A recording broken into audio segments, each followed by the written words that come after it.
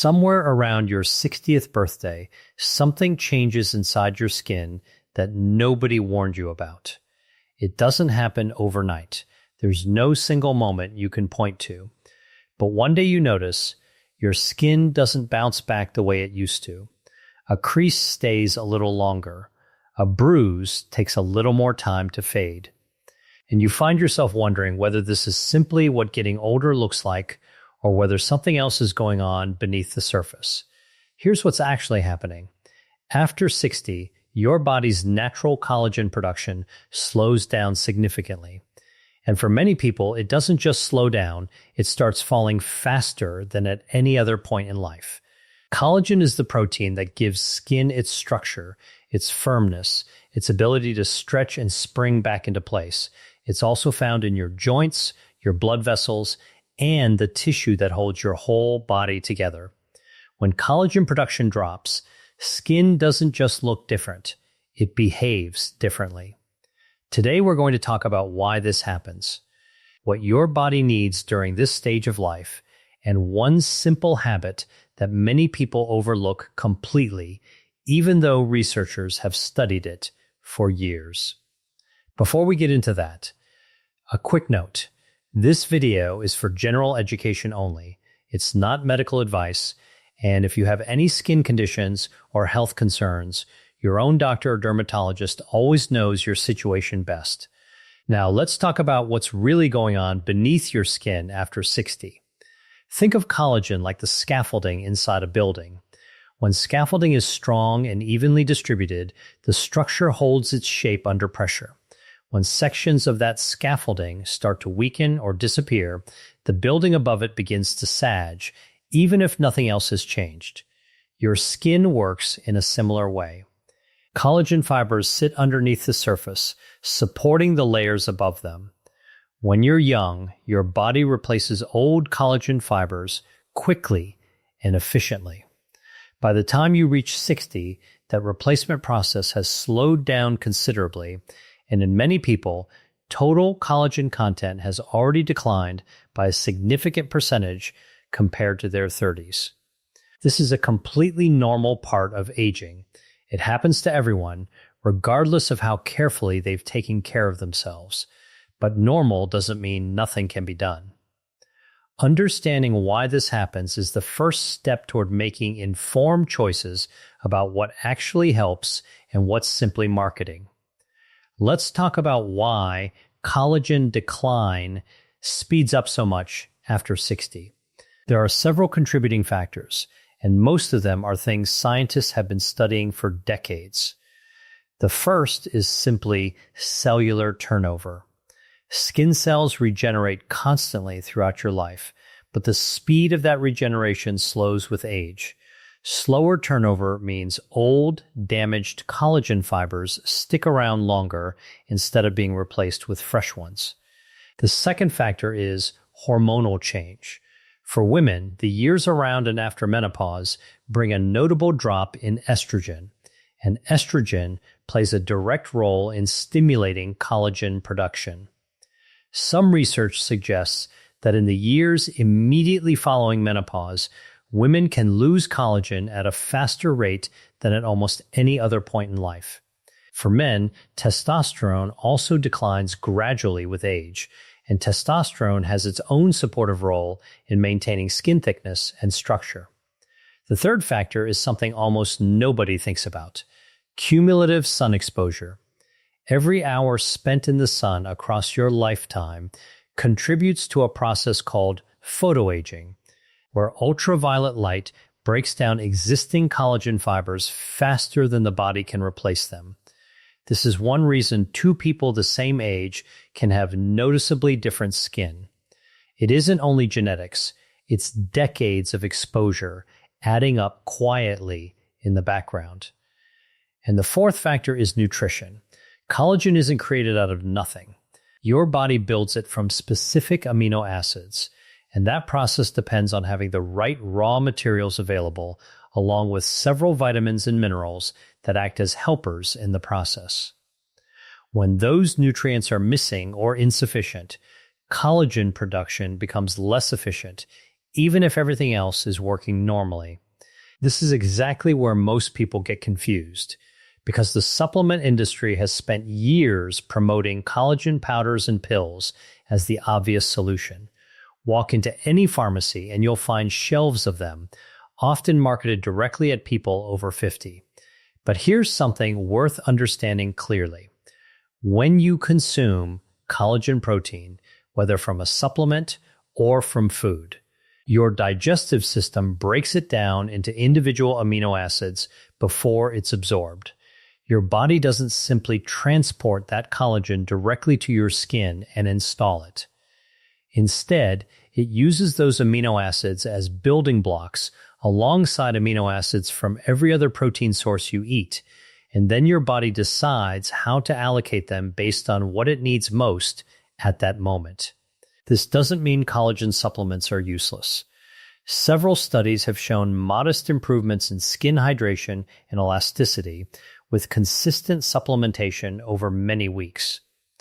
But it does mean that collagen supplements are only one small piece of a much larger picture.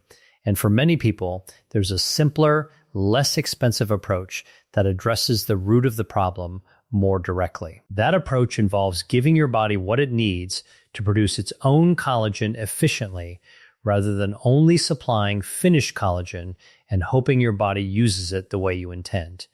Let's start with the most overlooked piece of this puzzle: vitamin C.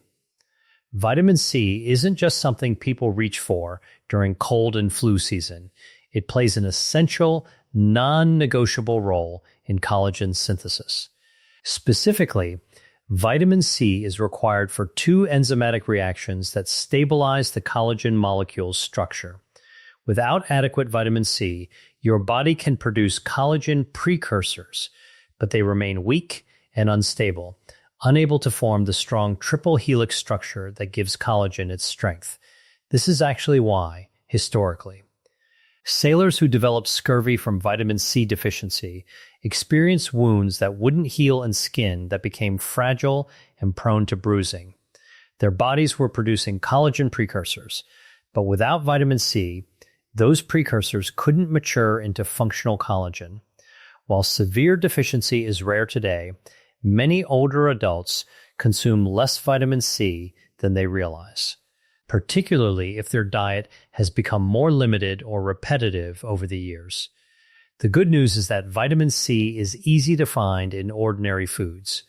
Bell peppers, citrus fruits, strawberries, broccoli, and kiwi are all excellent sources.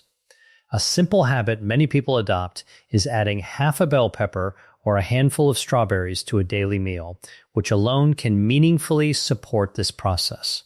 The second piece involves protein intake more broadly, not collagen specifically, but overall protein sufficiency. As we age, our bodies become somewhat less efficient at using dietary protein, a phenomenon researchers sometimes call anabolic resistance. This means older adults often need more protein per meal than younger adults to achieve the same building effect, whether that's for muscle, skin, or connective tissue. Many seniors unintentionally eat less protein than their bodies now require, especially at breakfast, which tends to be the smallest, most carbohydrate-heavy meal of the day for many people. Simple sources like eggs, plain Greek yogurt, fish, poultry, and legumes provide the amino acids your body needs, including glycine and proline, which happen to be particularly important building blocks specifically for collagen structure. The third piece is something almost nobody associates with skin health at all: hydration, but specifically how and when you hydrate. Collagen fibers rely on adequate hydration to maintain their structure and flexibility. When the body is even mildly dehydrated, which becomes more common with age because the sensation of thirst naturally weakens over time, skin can appear less plump and more prone to fine lines, independent of collagen levels themselves. Now here's the one habit we mentioned earlier, the one that surprises people because it seems almost too simple to matter: timing your water intake around specific points in the day. Rather than drinking it all at once or forgetting until you're already thirsty appears to support more consistent tissue hydration throughout the day. Many people drink most of their water in the evening or all in one sitting in the morning, which means for large stretches of the day, tissues, including skin, are running on a hydration deficit. A simple adjustment, such as drinking a full glass of water upon waking, another before each meal, and one in the mid-afternoon, spreads hydration more evenly and gives your body a steadier supply to work with throughout the day. This single change costs nothing, requires no supplements, and takes only a few seconds of thought each day. Yet it's one of the most consistently overlooked pieces of advice in skin health conversations because it doesn't come with a product to sell. Let's bring this back to something practical.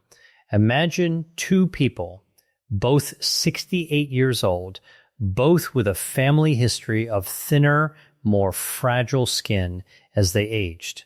One of them spends money each month on collagen supplements, but continues skipping breakfast, drinking very little water until late afternoon, and rarely eating vitamin C rich foods. The other doesn't take any supplements at all, but eats a vitamin C rich food daily, includes a source of protein at breakfast, and spreads her water intake evenly throughout the day. Over the course of a year, which person is more likely to notice a meaningful difference in how their skin feels and looks? In many cases, based on what we understand about the biology involved, it's the second person, not because supplements don't work at all, but because she's addressing the actual mechanisms her body relies on to produce collagen naturally, rather than only supplying one ingredient and hoping the rest falls into place. This doesn't mean collagen supplements have no value.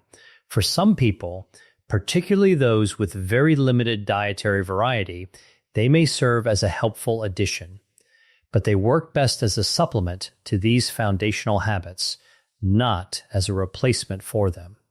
There's another piece of this puzzle that rarely gets mentioned in skin health conversations, and that's sleep. Most of the body's tissue repair, including collagen synthesis, happens during deep sleep, when growth hormone levels naturally rise. During these hours, skin cells are actively dividing and repairing damage accumulated during the day. This is part of why people who are chronically sleep deprived often notice their skin looking duller and less resilient, independent of anything else in their routine. As we age, deep sleep naturally becomes harder to achieve. Many adults over 60 spend less time in the deepest stages of sleep compared to their younger years, even if their total hours in bed remain the same. This means the repair window your skin depends on may be shrinking, even without you noticing any obvious difference in how tired you feel during the day. A few simple habits can help protect this repair window. Keeping a consistent bedtime, even on weekends, helps regulate the body's internal clock and supports deeper sleep cycles. Reducing bright screen exposure in the hour before bed allows melatonin levels to rise naturally, which supports the transition into deeper sleep stages. And keeping the bedroom cool and dark removes some of the small barriers that can interrupt sleep quality without you realizing it. None of these changes require special equipment or expensive products. They simply protect the biological window your body already uses to repair itself every single night. Let me share a story that illustrates how these pieces often come together in real life.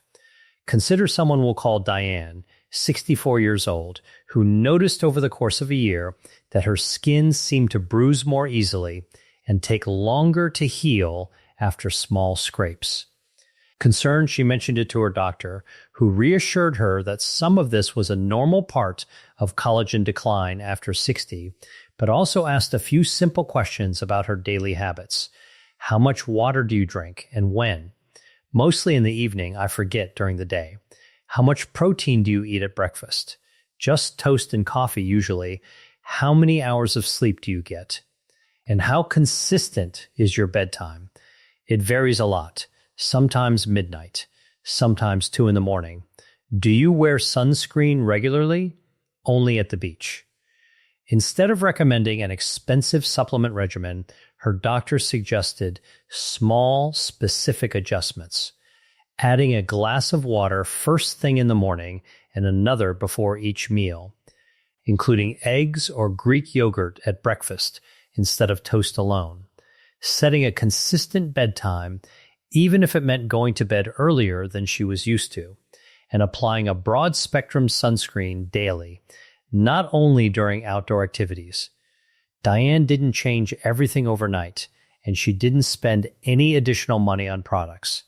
Over the following months, she noticed her skin felt firmer, bruises seemed to fade a bit faster, and she generally felt more energized during the day. Nothing about this was dramatic or immediate, but small, consistent habits, repeated day after day, gradually added up to a meaningful difference. Stories like Diane's are a useful reminder that collagen health isn't about finding one perfect product. It's about supporting the biological processes your body already knows how to perform, giving it the raw materials, the protection, and the recovery time it needs to do that work efficiently. There's one more piece of this picture worth mentioning, and it involves something many people don't associate with skin health at all: movement. Regular physical activity supports healthy blood circulation, and healthy circulation means oxygen and nutrients, including the amino acids your body uses to build collagen, are delivered more efficiently to skin tissue. You don't need an intense exercise routine to benefit from this. Something as simple as a daily walk supports circulation in a way that indirectly benefits the same processes we've been discussing throughout this video. There's one more piece of this puzzle worth mentioning because it ties everything together: sun protection. Since ultraviolet exposure actively breaks down existing collagen, protecting your skin from further sun damage isn't just about preventing sunburn. It's about preserving the collagen your body has already worked hard to build. A broad-spectrum sunscreen, a wide-brimmed hat during peak sun hours, and simply seeking shade when possible are small habits that protect years of accumulated skin health, not just today's appearance. It's worth pausing here to notice something important. Every habit we've discussed today, eating a vitamin C-rich food, including protein at breakfast, spreading out your water intake, protecting your sleep, wearing sunscreen, and moving your body regularly, works quietly, in the background, without demanding constant attention or willpower. None of them promise an overnight transformation, and that's actually the point. Collagen decline after 60 didn't happen overnight either. It's the result of decades of gradual biological change, and reversing even a small part of that process happens the same way, gradually, through habits repeated consistently rather than a single dramatic fix. This is also why so many products marketed toward aging skin promise fast results, but rarely deliver on that promise. The biology simply doesn't work that quickly. Collagen turnover in the skin happens over a matter of weeks and months, not days. Anyone promising visible change within a few uses is either misunderstanding the science or hoping you won't ask too many questions. If there's one message to take from today's video, it's this: collagen decline after 60 is real, it's biological, and it happens to everyone. But it isn't something that only responds to expensive powders and creams. Your body still knows how to produce collagen. What it needs is the right raw materials, delivered consistently, along with protection from the factors that break collagen down faster than it can be replaced. Vitamin C to stabilize the structure, adequate protein, especially at breakfast, to provide the building blocks. Steady, spread out hydration to keep tissue supported throughout the day, and sun protection to preserve what your body has already built. None of these require a subscription, a specialist, or a large financial investment. They require consistency, repeated day after day, which is exactly how meaningful change in skin health actually happens over time. If you found today's video helpful, we'd love to hear from you. Have you noticed changes in your skin since turning 60? And have you tried any of the habits we talked about today? Share your experience in the comments below. Your story might help someone else understand that this stage of life comes with real biological changes, but also with real practical ways to support your body through them. And if you enjoy practical, evidence-informed videos about healthy aging, skin health, nutrition, and living well after 60, consider subscribing so you don't miss future episodes. Thank you for watching. Take care of yourself, and we'll see you in the next video.